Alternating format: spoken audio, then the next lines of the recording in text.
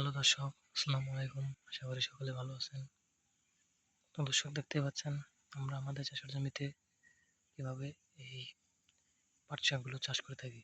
তো দর্শক আপনারা চাইলে কিন্তু আপনাদের জমিতে এই পাট শাকগুলো চাষ করে ভালো টাকা লাভবান করতে পারবেন।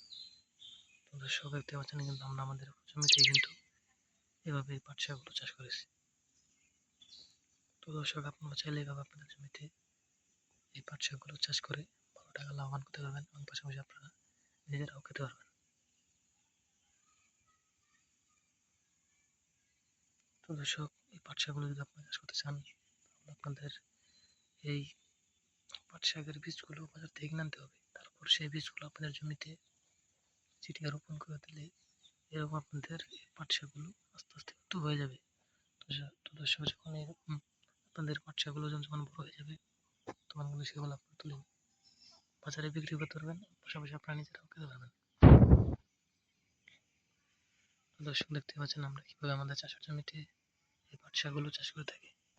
তো দর্শক আপনারাও চাইলে এইভাবে আপনাদের জমিতে এই পাট শাকগুলো চাষ করতে পারেন। তো দর্শক এই পাট শাকগুলো চাষ করে কিন্তু আমরা ভালো ধরনের লাভবান হয়েছি এবং পাশাপাশি কিন্তু আমাদের কৃষকদেরও কিন্তু প্রচুর পরিমাণে লাভবান হয়েছে।